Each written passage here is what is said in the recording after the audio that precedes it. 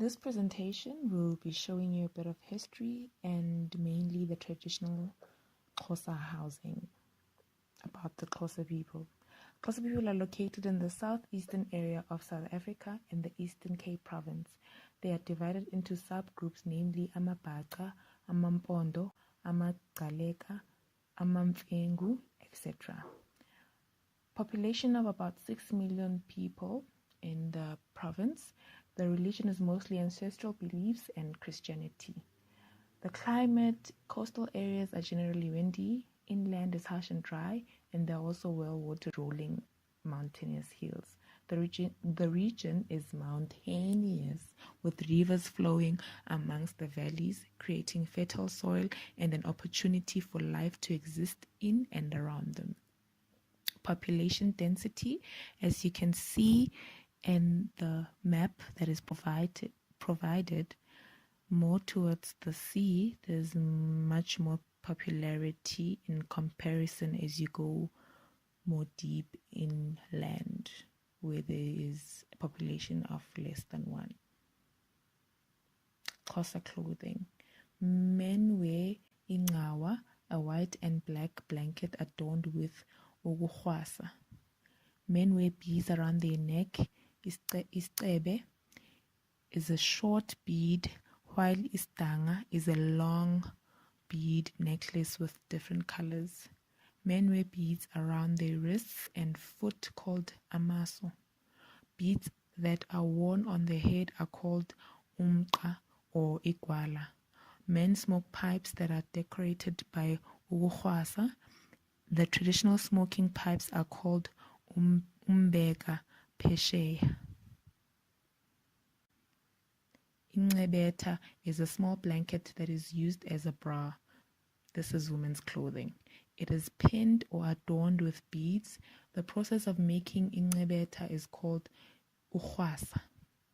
Ifulu is a garment that is worn underneath below the belt.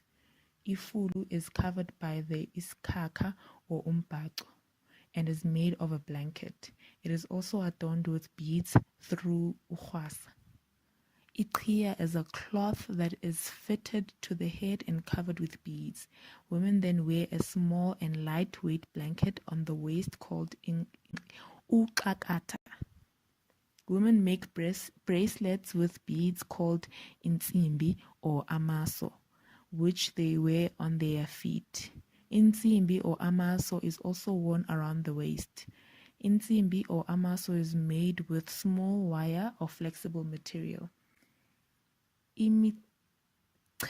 Imiqheke is worn on the wrist. A small handbag is worn called ingxowa. Xhosa housing. We will be looking at Eastern Cape region from Umzimkhulu to Umtata. This region generally builds round houses, but in most cases you will find different shapes and sizes in one homestead. It would have a big yard, a cattle kraal, which is a yard, pit toilet, firewood storage area, and a huge vegetable garden growing mostly mealies, which is corn, pumpkin, potatoes, and beans. And a part of it, usually a small corner, is reserved as a family burial site. The kraal is built fairly close to the house as a security measure for the cattle, if the family is wealthy enough to own livestock.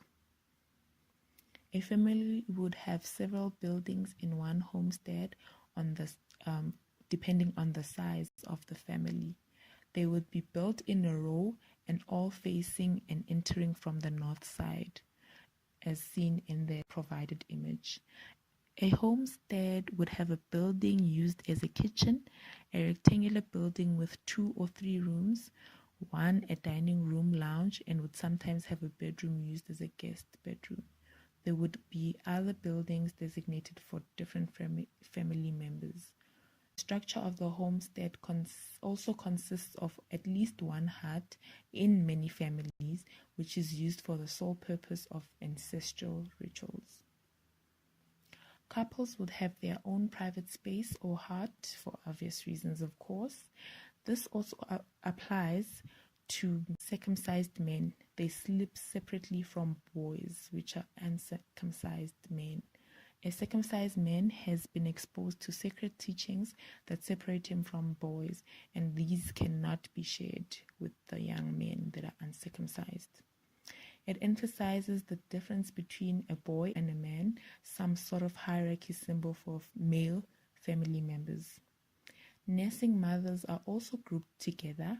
They are usually secluded for 10 days after the birth of a new baby without leaving the heart until the umbilical cord falls off. The nursing mothers, especially of newborn babies, were kept separated to keep evil spirits away from the newborn babies. Men are not allowed into these spaces. Housing in Xhosa land is a result of the natural resources which were available.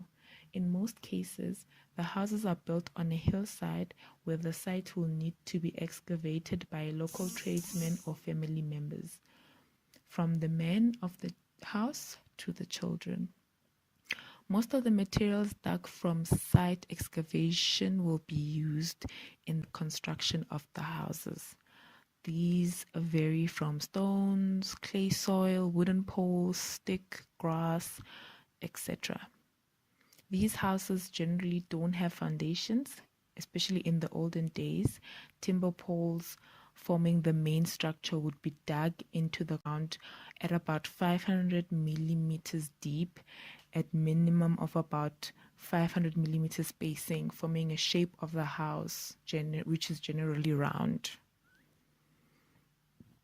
Floor structure is usually a mixture of utaga, which is mud, and cow dung.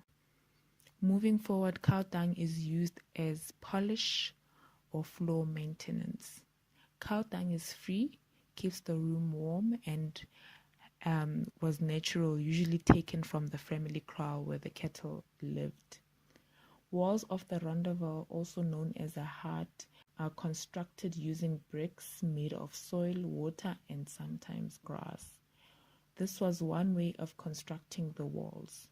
The walls could be made from twig structure and a soil and water mud combination. Utaga was generally used between bricks as a building agent as walls are constructed.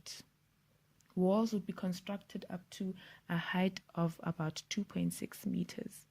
A layer of utaga, was used to plaster the walls, and this was generally done by women.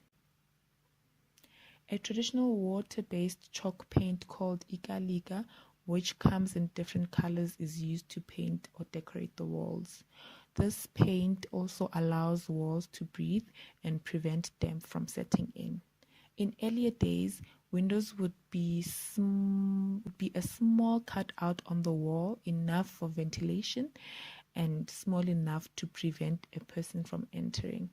It went from that to an opening of about 6 by 6 millimeters, 600 by 600 millimeters, with a timber frame and solid timber closure.